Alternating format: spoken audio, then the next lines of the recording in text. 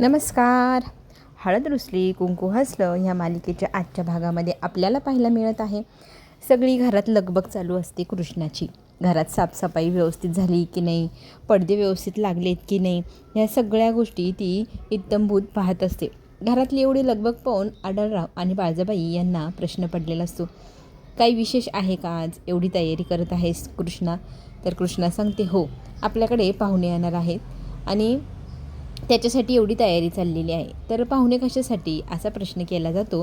त्यावेळेला आपले कृष्णा सांगू लागते की बाळजाबाईंचं लग्न लावायचं आहे. तर इथे आढळराव पुन्हा एकदा म्हणतात, मी तुला सांगितलं नाही ह्या विषयावर पुन्हा पुन्हा चर्चा करायची नाही, का तू सतत तोच विषय काढते? तर आता इथे कृष्णा म्हणते की आबा, मी तुमच्या विषय नाही बोलते, मी विषय काढला आहे तो म्हणजे बाळजाबाईंचं लग्न लावायचं आम्ही विचार केला. आम्ही दोघं नवरा बायकोने रात्रभर विचार केला. प्रत्येक व्यक्तीला जीवनसाथी हा आयुष्यभरासाठी असावा. अर्ध्यातच खेळ संपला की मग पुढे संसार कसा होणार किंवा एवढं मोठं आयुष्य कसं जाणार, ह्याच गोष्टीचा विचार करून दुष्यंत आणि मी निर्णय घेतला आहे बाळजाबाई यांचं दुसरं लग्न लावून द्यायचं. तुम्ही तर नकार दिलेला आहे, त्यामुळे तुमचा विषयच संपला. तर आता इथे दुष्यंतने साडी आणली आईसाठी, तर साडी कशी आहे असा प्रश्न केल्यानंतर तर इथे सगळेजण आश्चर्यचकित होतात की साडी कशासाठी? तर आता नवरदेव बघायला येणार, तर त्याच्यासमोर छान प्रकारे साडी घालून जायला नको का? दुष्यंत त्याच्या आईला इमोशनल होऊन बोलू लागतो की आई, माझी पण इच्छा आहे की तू आता लग्न करावंस, तू एकटं आयुष्य काढू नयेस, तुझ्या आयुष्यात तुला जीवनसाथी हवाच की. तर इथे आढळराव म्हणतात, काय गरज आहे त्या सगळ्या गोष्टींची? तर इथे तो म्हणतो की बाबा, तुम्ही त्यांची साथ दिली नाही आहे, त्यांच्याशी लग्न करायला तुम्ही चक्क नकार दिला आहे, पण आता आम्ही ठरवलं आहे त्यांचं दुसरं लग्न लावून त्यांचा संसार थाटायचं, त्यांचं आयुष्य पुन्हा लगामी लावायचं. आता ही सगळी गोष्ट बोलल्यानंतर सगळेजण आपापल्या लगबगीत लागलेले असतात आणि कृष्णा आणि दुष्यंत यांनी आईचं लग्न लावायचं हे ठरवल्यामुळे आता आढळराव काहीच बोलू शकत नाही, कारण आढळराव यांनी चक्क नकार दिलेला आहे, ते त्यांच्या मतावर ठाम आहे असं दाखवत पण आहे. तर ह्याच गोष्टीचा विचार करून इथे सरदेसाई नावाच्या व्यक्तीचं स्थळ आलं आहे, त्याच्याशी आम्ही बाळजाबाईंचं लग्न लावू असं इथे आपली कृष्ण स्पष्ट करते. पण बाळजाबाई आता संतापते, मुलांना म्हणू लागते की तुमच्या डोक्यात पाणी झालं आहे का, काय चाललं आहे हे तुमचं सगळं? तर कृष्णा त्यांना खाली बसवते आणि म्हणते की हे बघा, तुम्ही चिडू नका, तुम्ही पुढचा विचार करा. आम्ही पण केलं आहे, आम्हाला असं वाटतं आमचं सुख तुमच्यात आहे, तर तुम्ही एकत्र राहायला हवं म्हणजे किंवा तुम्ही लग्न करायला हवं. तर म्हणून आम्ही तुमचं लग्न करण्याचा निर्णय घेतला आहे. तुम्ही किती दिवस आढळराव यांचा विचार करणार किंवा वाट पाहणार? त्यांनी नकार दिला आहे ना, आता तुम्ही तुमचं आयुष्य पुन्हा नव्याने सुरुवात करून आयुष्य जगायचं, भरभरून जगायचं, असं कृष्ण आणि दुष्यंतचं म्हणणं आहे. आता आपल्या लेकरांचं म्हणणं कसं टाळावं असं म्हणत आता बाळजाबाई फक्त गप्प बसली. आता मुलं जे सांगतात त्याला फक्त हो ल हो, हो ल हो एवढंच म्हणायचं असं कृष्णाने बाळजाबाईला सांगितले. आणि थोड्याच वेळात येणारच आहे, आपण तयारी करूया का? आणि सरदेसाई आले की मग आपण पुढची बोलणी करूया असंही बोलणं होत आहे. आपली बाळजाबाई मात्र आश्चर्यचकित आहे की हे मुलांचं नक्की चाललं आहे तरी काय. तर आता इथे आपली बाळजा तयार होण्यासाठी तयार नसते, तर कृष्णा तिला हाताला धरते आणि खोलीत घेऊन जाते आणि लगबगीने सगळेजण तयारी करा बरं असं म्हणत सगळ्यांना कामं सांगितलेली असतात कृष्णाने. तर इथे पूजाला स्वयंपाकाची जबाबदारी दिली आहे, तर इथे खरं तर ती विचार करते की हे सगळं काय चाललं आहे घरामध्ये. आणि हे सगळं ज्या वेळेला समरला कळतं, समर हे म्हणतो की मला तरी असं वाटते बाळजाबाईचं लग्न झालं ती ह्या घरातनं गेली तर बरंच होईल ना. पण कृष्णाचं म्हणणं आहे की आपल्या पूजाचं म्हणणं आहे की नाही, याच्यात काहीतरी गोलमाल असू शकतो, काहीच कळत नाही, काही अंदाजही येत नाही खरं चाललं आहे खोटं चाललं आहे. तर आपल्याला आता थोडा वेळ वाट पाहावीच लागेल, नक्की यांचं काय आहे ते पुढे जाऊन कळेलच आपल्याला. आपल्याला आता संयम ठेवण्यापलीकडे काही नाही असं म्हणत पूजा आणि समर आता फक्त काय घडणार ते पाहणार. इथे मात्र आढळरावांचा काय म्हणतात असं थरकाप उडला आहे किंवा भांबवून गेलं आहे किंवा काय म्हणता येईल, ते एकदम लहान मुलांसारखं एकदम बेचैन झाले. ते त्यांना नक्की काय हवं आहे तेच समजेना झाले. त्यात बाळजाला मुलगा पाहिल्यानंतर तो कोण आहे, तर सरदेसाई कोण आहे म्हणून आता प्रश्न मनात फिरू लागले. दुष्यंत आला तेवढ्यात तर त्याला थांबवून म्हणू लागतो की तो सरदेसाई कोण आहे, तो मला सांग ना, त्याचं वय काय आहे, तो कुठे राहतो, तो काय करतो, सगळ्या प्रश्नांची उत्तर हवीत. तर दुष्यंत म्हणतो माझ्याकडे ह्या सगळ्या प्रश्नांची उत्तरे नाही आहे, सगळ्या प्रश्नांची उत्तर आईकडेच आहे, आईलाच जाऊन विचारा. तर आढळराव म्हणतात नाही नाही, जाऊ दे जाऊ दे. तर दुष्यंत म्हणतो थांबा, मीच विचारून येतो. तर तो त्याला थांबवतो आणि म्हणतो की नको नको. तर आता इथे बाबा तुम्ही सगळ्यात घरातले मोठे आहात, तर तुम्ही व्यवस्थित वर परीक्षा घ्या बरं. आपल्या आईचा प्रश्न आहे, त्याला तिचं नुकसान नको व्हायला किंवा चुकीच्या व्यक्तीच्या सोबत नको जायला. तर आढळराव म्हणतात हो घेईल ना मी वर परीक्षा, मी घरातला मोठा आहे ना, घेईल घेईल घेईल. तर इथे काय काय प्रश्न विचारायचे ना तुम्ही आठवून ठेवा बरं का, असंही आपला दुष्यंत म्हणतो. आणि खरं तर हा फारच खट्याळ आहे बरं का, हसतोय बापावरती त्यांची झालेली फजिती पाहून. तर इथे बाळजाबाई कृष्णाला म्हणू लागते की तुमचा जो काही अल्लडपणा चालू आहे, तो नक्की काय चाललं आहे, मला ते सांगाल का तुम्ही. तर ती म्हणते की कुठे अल्लडपणा, तुमचं लग्नच तर लावायला निघालो आहे आम्ही. तर बाळजाबाई म्हणते की लग्न हे असलं. तर ती म्हणते अहो तुम्हाला आढळराव यांच्याशी तर लग्न करायचं आहे ना, त्यांनाच वटणीवर आणण्यासाठी आपण हा सगळा घाट घातला आहे. आणि थोड्या वेळ तुम्ही फक्त आमच्यासोबत आमची साथ द्या, म्हणजे पुढे काय काय घडते ते कळेलच. आढळराव नक्कीच लग्नाला तयार होतील.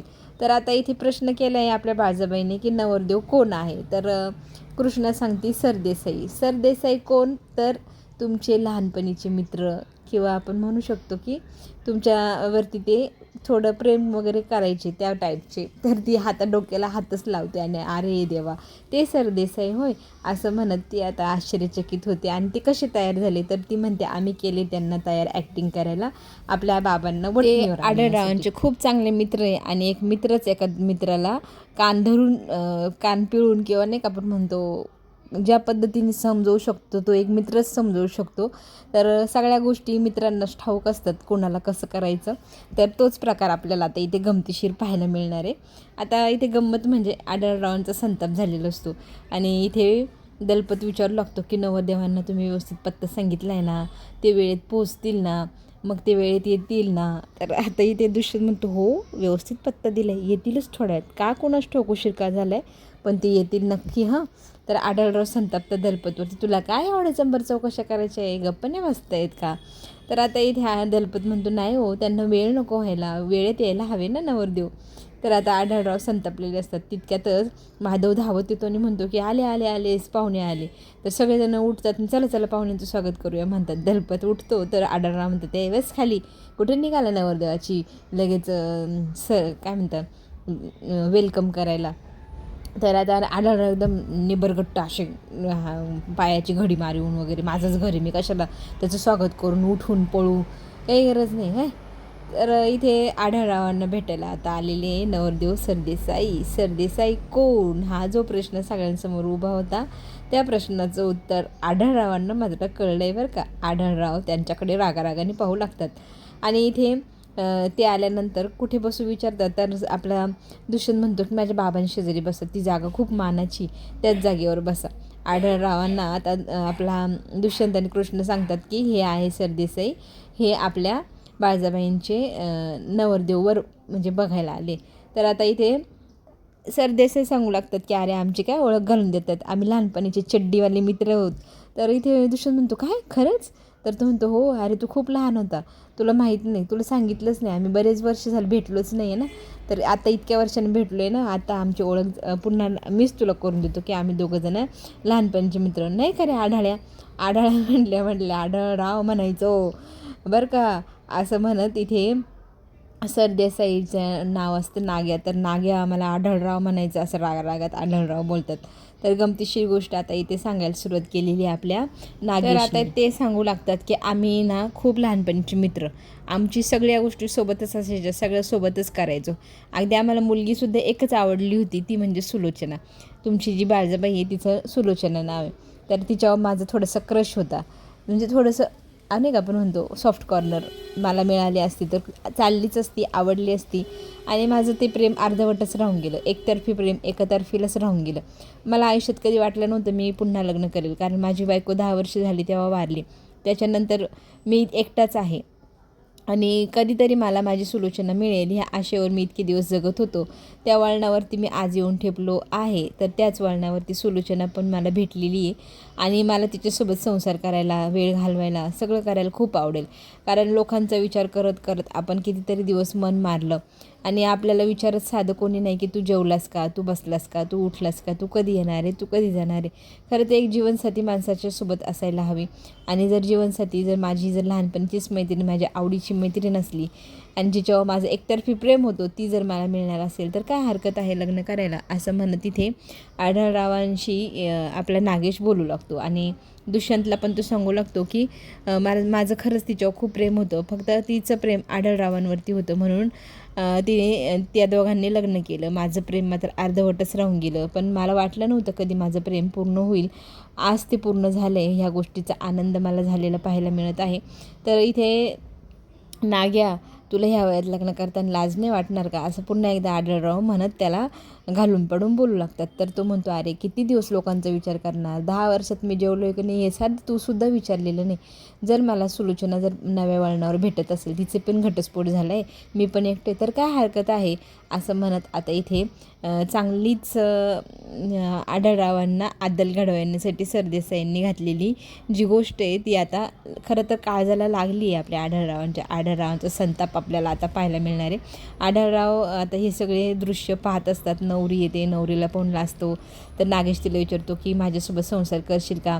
आपली सुलोचना मान हेलकावून हो असंही सांगते ना. आढळरावांचा संताप, बापरे, नवरदेवाला हाताला धरत फरफटत उचलतो आणि त्याला जयकांतला सांगतो की धर याला फेक तिकडे बाहेर घराच्या, असं म्हणत आता इथे दुष्यंत त्यांना थांबवू लागतो. तर दुष्यंतला आणि कृष्णाला पण एकदम जोरात रागवून आढळराव म्हणतात की तुमचा जो काही शहाणपणा चालला तो आत्ताच्या आत्ता बंद करायचा.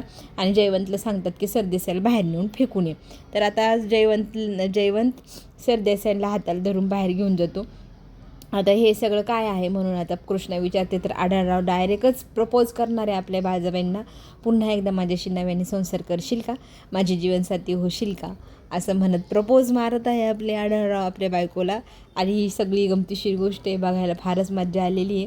आणि आढळरावांनी खरं तर आता पुन्हा एकदा लग्न करण्याचा निर्णय घेतलेला आहे बाळजाबाईंसोबत. आणि बाळजाबाई पण फार खुश आहे. आपल्या कृष्णाने आणि दुष्यंतने जो घाट घातला होता त्याचा खरं तर उपयोग झाला आहे आणि तेही गोष्ट फळाला आलेली पाहायला मिळणार.